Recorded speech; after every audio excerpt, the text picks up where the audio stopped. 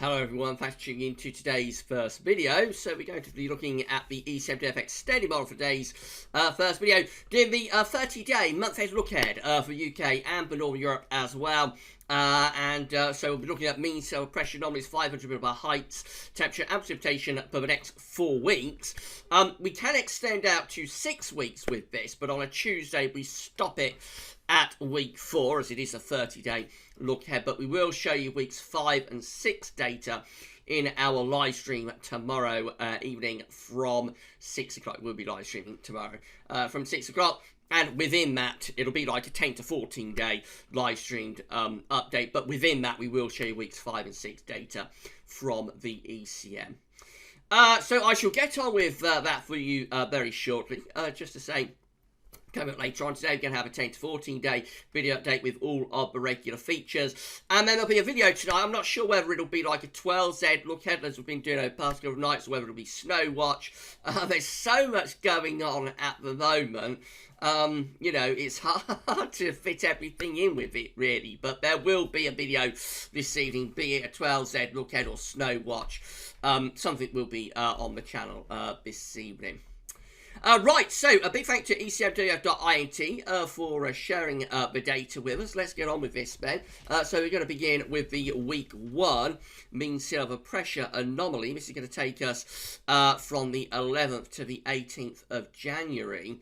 So the broad story is that there's a ridge of high pressure in the North Atlantic, and it's extending back to northern blocking, up towards Iceland and over towards the north of Scandinavia. Deep trough of low pressure is across eastern, southeastern parts of Europe, and so this means most parts of Europe are going to be pulling in cold northerly winds. So it does look quite cold across many parts of Europe, but Western Europe is just a little bit milder as the wind sort of comes up from the Atlantic with the position of this ridge. But generally it's a cold scene, I think, across most parts of Europe in the week ahead.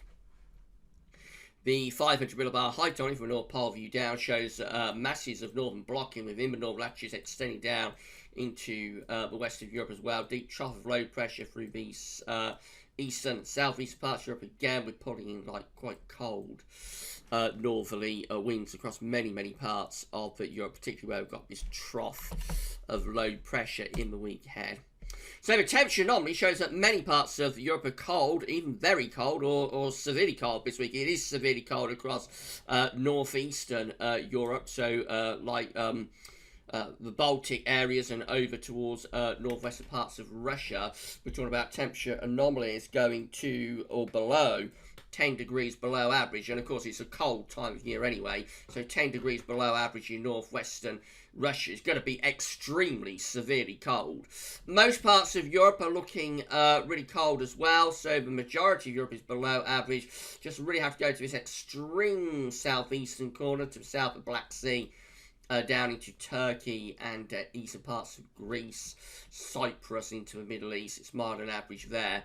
And just in the extreme west, just into the UK, and also particularly for Ireland, it's a little bit milder than average through there. But the vast majority of Europe has been plunged into properly cold weather now, with cold and average temperatures extending down from Scandinavia all the way to Spain. The Mediterranean is largely colder than average as well, from Spain and Portugal in the west to Italy in the east. It's cold around the Adriatic into the Balkans as well.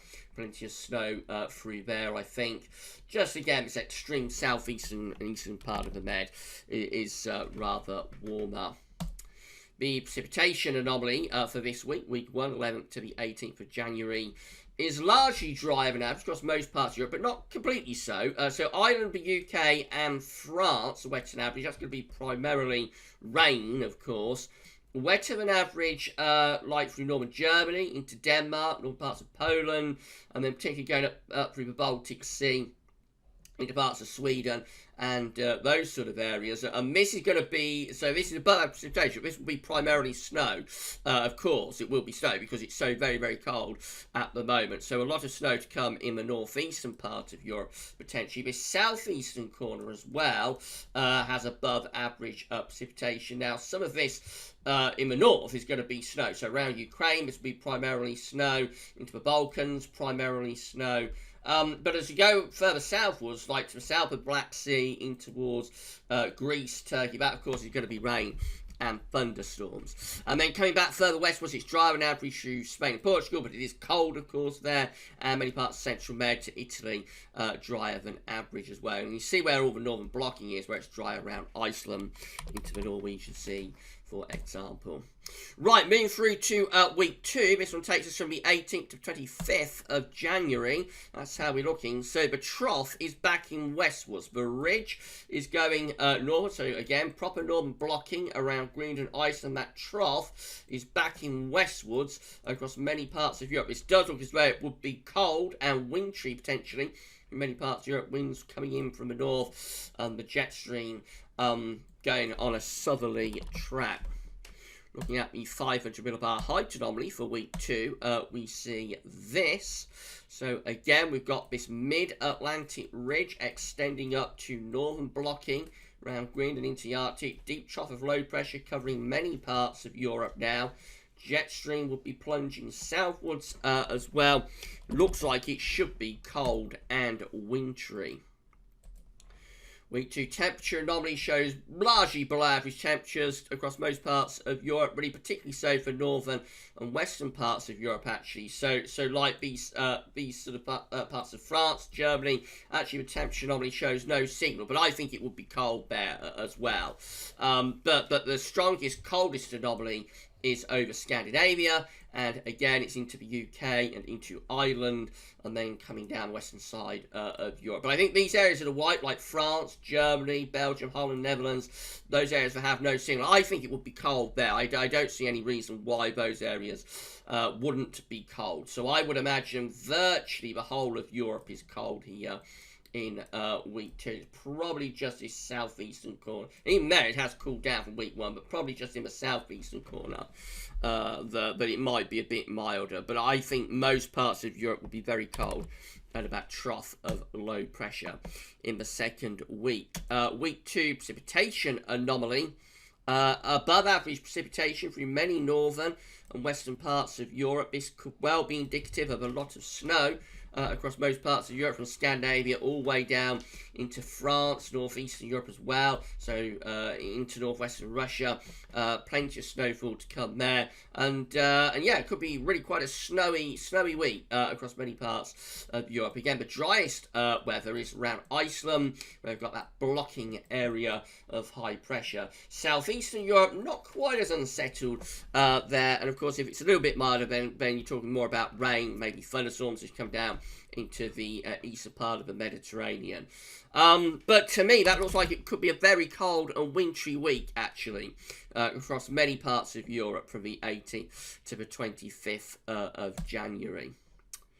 Right, go through to week 3, which is going to take us from the 25th of January to the 1st of February. So trough of low pressure again across much of Europe. Got low pressure through many parts of Europe. We still have blocking, but it's weakening around Iceland, Greenland. Possibly this is beginning to start shifting the wind a little bit more in towards the west. So this could be, I mean, it's an unusual pattern really, because the low pressure is still displaced and the trough is still central across much of northern and west Europe. But I think this could be starting to get things a little bit milder with winds going into the west as we reduce the northern blocking signal slightly. Let's have a look at week 3, 500 millibar height anomaly. So you can see how the trough is sort of extending to low pressure in the Atlantic. So we have still got the trough there, which is the cold trough, of course, but it does back into the Atlantic and connects with low pressure from the Atlantic. So it just implies probably going a little bit more westerly there in the last week of January. Still some level of northern blocking around Greenland, but reduced a little bit, and heights rising a bit from the Azores in towards like North Africa. So perhaps just a little bit more westerly. Week 3 temperature anomaly is beginning to pick up a bit, so it's still very cold across Scandinavia and northeastern Europe, still bitter cold there. Much of eastern, southeastern Europe is milder than average. Most parts of the Med are turning mild and average. Mild and average conditions extending up into France as well. And in between, like the milder area in the southwest and this very cold area in the northeast, there's like a swathe that we have no signal. And in that area, like it could be transitional, maybe starting off cold and then getting a little bit milder later on. So possibly a slight recovery in temperature taking place through southern and southwestern parts of Europe in the third week, and also the east and southeast, but still very cold across northern parts of Europe. And then finally, we get through to week 4. Finally, for this update, we can, as I say, go through to weeks 5 and 6, but we'll show you that in the live stream. Finally, tomorrow, for week 4 then, takes us from the 1st to the 8th of February. This is how we're looking. And again, this could be indicative of quite cold weather. So after a slightly milder week at the end of January, as we go into February, I think the trough could be sort of pushing eastwards again and starting to reintroduce a little bit more of a northerly flow. Although there isn't all that much northern blocking in evidence. That's gone over towards like the Canada, but just with the sort of central position, the deepest part of the trough is there, like Denmark and northern Germany. So it would imply, I would have thought, when wind comes around, low pressure, but we'd like to be bringing back in quite cold north or northeast winds. Let's have a look at the 500 millibar height anomaly. So yeah, just a trough of low pressure really centred, or a trough of below average height, as it's 500 millibar height anomaly. Trough of below average height centred across the north and west of Europe, probably moving the jet stream southwards, certainly lining the jet stream up on the northwest southeast trajectory, but maybe even starting to pull in some cold northerly winds. The week 4 temperature anomaly is going colder again across northern and western Europe. So after a slightly less cold week, potentially in week 3, actually week 4 goes colder again through the west of Europe. The mildest temperatures again in the southeastern corner, so from like Italy and Greece, Turkey, northwards into Balkans, then over towards the Black Sea and into the far southern southwestern part of Russia. In between we have this large area again that has no signal, where we've got this white area, and in that area it could either be a little bit milder average or a little bit colder than average. I would suspect more western areas would be colder with this, so like France, Spain, Portugal, probably cold in most of this sort of area. Really, and a little bit further east was that sort of area. It's likely to be milder. And then the week 4 precipitation anomaly from the 1st to the 8th of February looks like that. Weakening signals as always as we go further out. Just slightly above average precipitation really through many northern parts of Europe, hinted at anyway. We've got the green colours, so it's not a strong signal, but probably above average precipitation through many northern parts of Europe and western and central Europe as well. And again, a lot of that, particularly for more northern and western areas, could be snow as it's becoming colder once again. So quite a wintry outlook, you have to say, from the ECM extended model today. So yeah, we could be in for really wintry times across many parts of Europe in the next month. So the weather could well be biting. And, wrap up and get ready. It does look like it could be quite cold for many parts of Europe in the week ahead. We'll extend out to weeks 5 and 6 with this update tomorrow, with this update from GWV, tomorrow in the live stream, and I say that'll be from 6 o'clock. Right, we're going to be back later on, week 10 to 14 day video update, including all of regular features, and then I'll have a video for you this evening as well. For this one, that's all for now, and thanks for watching.